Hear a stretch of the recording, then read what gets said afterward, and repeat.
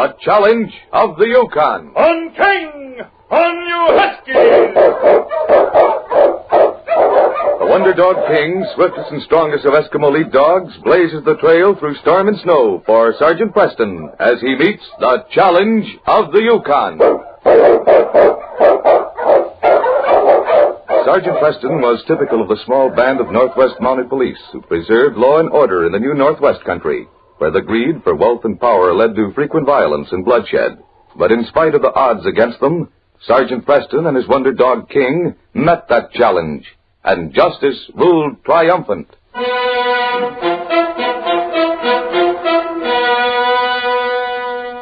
Sergeant Preston of the Northwest Mounted was driving his dog team into Dawson City when he saw Jim Christie and his little daughter Sally at the edge of the trail. Walking! Who are you Huskies? Hello there, Jim. Hi, Sally. Hello, Sergeant Preston. Can I give you a lift? I'm going your way. You sure can. It'll help if I don't have to lug this tree home on my shoulder. Put it on the sled. Sally can ride, too. Oh, thanks, Sergeant Preston. This is my Christmas tree. Daddy let me help pick it out. He just cut it down. And it's a fine tree, too. Put it right here, Jim. There we go. I'm so glad you're back, Sergeant. Now you can stop and see Frisky. He's grown since you left. Oh. Sally, Sergeant Preston's probably tired. He won't want to stop and see your puppy. Well, I'd like to see him. Come on, Sally. I'll lift you up on the sled. Thank you. She sure worships that pup you gave her, Sergeant. He's going to have a nice Christmas, too. I'm hanging a stocking up for him right beside mine. Frisky's a lucky little dog having you take care of him. Well, we all ready? Yep. I'm ready. On King! On you Huskies! Planning to spend Christmas in Dawson, Sergeant? Well, yes, I have my cabin here, and it seems more like home. This is going to be the best Christmas Mary and Sally and I have ever had. I'm glad to hear that, Jim. You've had some hard luck.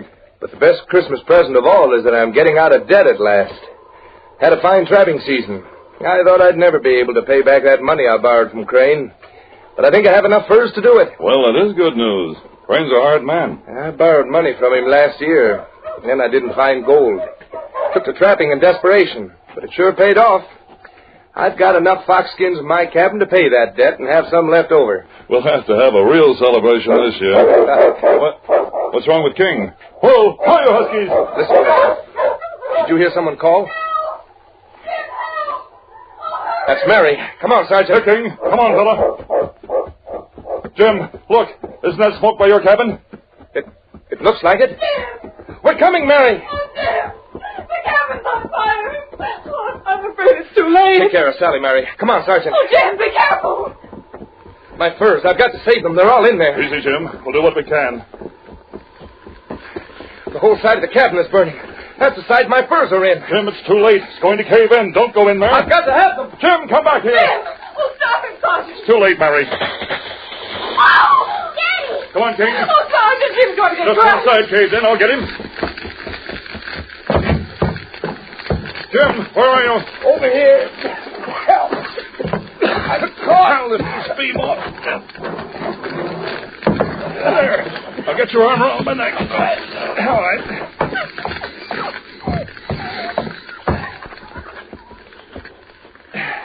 Well, there we are. You all right, Jim? Oh, thank heaven you got him out of there. My leg. Oh, Daddy, you're hurt. I'll get the dogs in the sled. Look, Sergeant. King brought Frisky out of the cabin. Good work, boy. I didn't see him. King came after me. Frisky, are you all right? Oh, thank you, King, for saving him. Jim, your foot. He's quite badly hurt, Mary. You'd all better come over to my cabin. There it goes. Our cabin. All the furs destroyed. I can't pay Crane.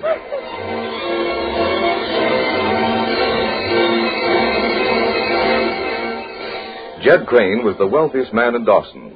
He sat alone in his office that evening, and a frown deepened the wrinkles between his cold blue eyes as he added a column of figures. 3, 7, 12. Come in. Did I see you a minute, Crane? What do you want, Jake? I just heard some news I thought might interest you. Yep. Jim Christie's cabin burned down this afternoon. Jim Christ. What happened to them furs? All of them burned. Nothing left at all. He said he intended to give them to you. They're full of rotten luck. I was sending after them tomorrow. You sure this ain't a trick? Maybe he hit him somewhere and started the cabin afire himself. Oh, no, they was in there all right. Jim got hurt trying to get them out. Yeah. I'll have to wait another year till he pays me what he owes me. I was sure a fool to take a chance on him. It's kind of hard on his family, just before Christmas and all. They'll live through it. Boys was talking about taking up a collection for him. Well, don't come to me for anything. It's present enough as far as I'm concerned not getting my money. This Christmas business is a lot of sentimental bosh anyway. Well, it's just for the kid. Nobody cared about my Christmas when I was a kid. It's just another day. Another day in a lousy orphanage. You mean you never got any presents? Presents? Yeah. Yes. Yep, I did get a present once. Yeah? It was Christmas time. Little girl visited the orphanage with her pa and mom. We thought they were looking for a kid to adopt. Out of a clear sky, she come up to me and handed me a toy dog she was carrying and said, "Merry Christmas." Land sakes. It was the first present I ever got. I cried over the thing in bed that night. Carried it around under my shirt for a week. And I waited and hoped. Well, they didn't adopt the kid. My. They never came back. Then one day I threw the dog away. As far as I could throw it. And I always hated Christmas. Shucks. Well, you've made up for it since. I'll say it did, but being as hard on everybody as it was hard on me. It's the only way. Well, the boys was all talking about giving something for the kid's sake. Of course, now, if they was all to give enough, say, each give a gold nugget. Yeah, they could start Jim up in business again. Say, maybe they would be fools enough to. It might be worth a try. What are you talking about? Dick, I'll start the ball rolling. Enough nuggets to trim the tree around the top. I'll give the first nugget, a big one, the size of my thumbnail. Of course, Crane, you ain't thinking that maybe you'll get your money if Jim gets enough nuggets to pay you. I never give it a thought. Now, Dick, here's a chance for you. If you ballyhoo this thing right, and Jim does get enough to pay me, I'll give you 10%. It don't seem quite right somehow. Yes, it's right. Otherwise, he's going to have a big debt hanging over his head. It might take a year to pay off. Oh, it'll take more than that. He won't be able to work for a long time with one foot crushed. Well, if you collect enough, he'll have something to live on, maybe. After he pays me. Tell everybody I thought of it. Enough nuggets to trim the Christmas tree. And I'm starting it by giving the biggest nugget of all.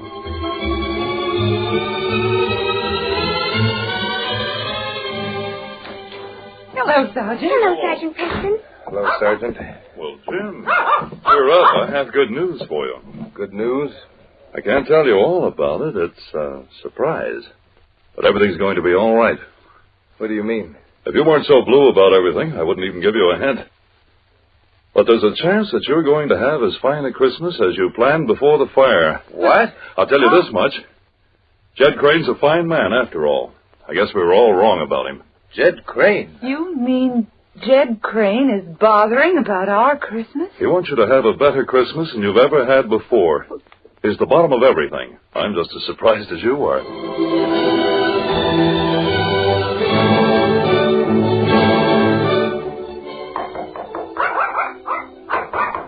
Come in. Mr. Crane? Yes. Who are you? I'm Sally Christie. Oh. Sit down. I came here to... Well, Sergeant Preston told me about the big surprise you planned for Daddy. Oh, you did? And I thought it would be nice if you'd be there when he got it. Christmas Eve. Well, I don't think I'm afraid I'll be busy. You mean you'll be trimming your tree or something? No, I don't believe in him. What? But didn't your Let's family... not talk about it.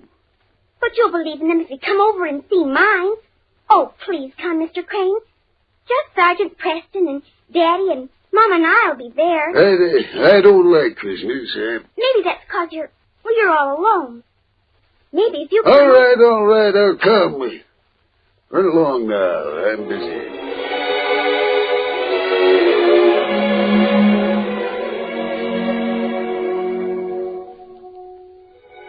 The soft light of the candles on the Christmas tree was reflected in the nuggets that hung like drops of gold from its branches. Sally smiled as she looked at the happy face of her father, and Mary and Sergeant Preston lifted his chair near the tree. Then she noticed Jed Crane off in the corner by himself. His wasn't a happy face. His eyes had almost a desperate look, and Sally suddenly felt sorry for the old man. She left the others and went to him quietly. Mr. Crane, Yeah? could I sit on your knee? Well, sure. There you are. Isn't it a wonderful Christmas tree? It's, yep, awful pretty. Doesn't it make you believe in Christmas? Just a little. I guess so, a little. You've been so good to us. Daddy's so happy again. No, child, I ain't. Sergeant Preston said you started everything. Mama says my stockings will be full of presents in the morning. I'll bet that's a fine feeling, to find a stocking full of presents on Christmas morning. Did you like it when you were a little boy? I don't know. Let's not talk about it. Mr. Crane, I want to do something. I want to give you a Christmas present. Me? Oh, no. The trouble is, everything we had was burned except, well, the only thing I had to give is Frisky. You mean you want to give me your pup? He's really a wonderful dog. I know you'll love him, and maybe you'll let me come over and play with him once in a while. But, Sally, he's all you got. It isn't 'cause I don't love him. I do. But it's Christmas, and you just gotta have a present. Sally, thank you, my dear. Merry Christmas, Mr. Crane. Sally, wait a minute. Don't go. I have a better idea. You know, there's another present I'd rather have. Another present? But I wish it. Well, maybe this sounds kind of funny, but I wish you'd kind of adopt me for a sort of uncle. Adopt you? Why, that'd be wonderful. I haven't any uncles, and you belong to our family. Yep, I'd belong. Of course I'll adopt you, Uncle Jed. You keep Frisky and bring him over to my house once in a while. And someday I'll tell you a story about a little boy and another little girl and a dog, a toy dog. But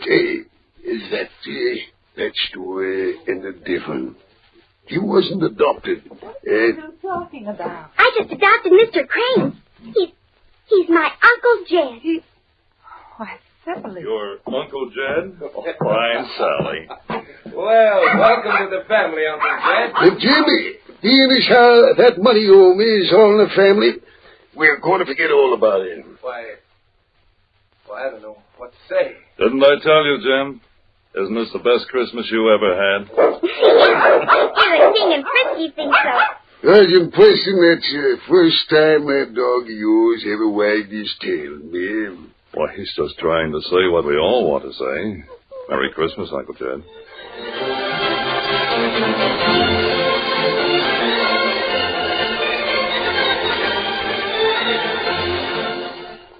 These copyrighted dramas originate in the studios of WXYZ Detroit, and all characters, names, places, and incidents used are fictitious.